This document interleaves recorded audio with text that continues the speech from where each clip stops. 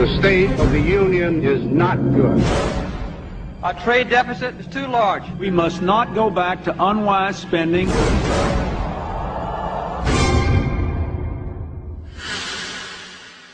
This is America.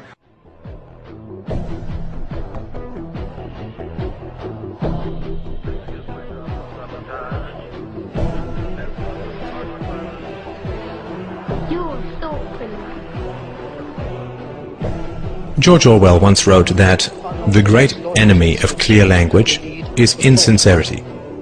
When there is a gap between one's real and one's declared aims, one turns, as it were, instinctively to long words and exhausted idioms, like a cuttlefish spurting out ink.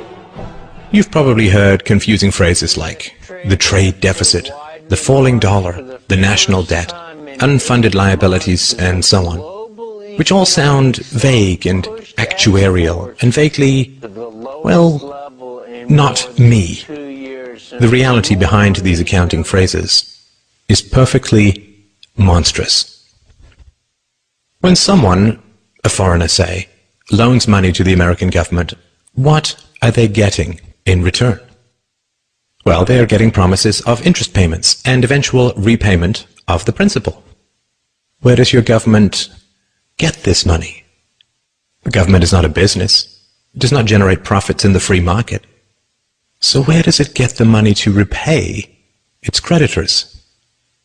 Are you beginning to understand that it is not dollars that are being sold, or bonds, or agency debt, or treasuries, or anything like that?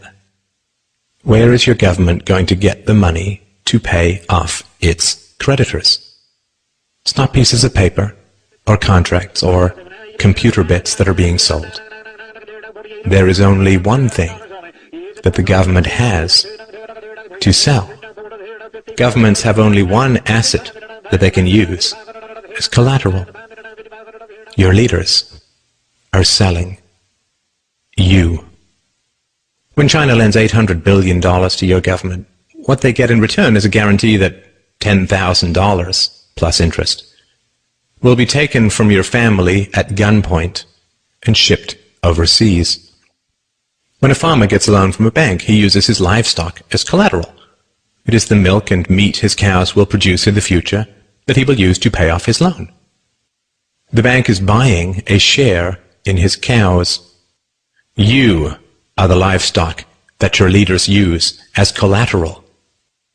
The leaders that you cheer for and throw parades for and drop balloons behind and donate money to are selling you to Chinese rulers, to the Japanese, to the Nigerians, to South American drug lords with accounts in the Caribbean banking centers, to Russia, to Korea, to Egypt, to Colombia, to Chile, to the Philippines, to Malaysia, and anyone else who is willing to give them a few dollars in return for the blood, sweat, and toil of your future.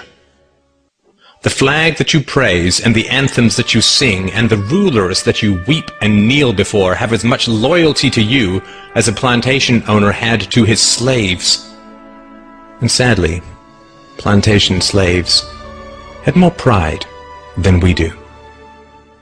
Plantation slaves did not generally praise their masters for selling them off, for auctioning off the lives, hopes, dreams, and futures of their own little children.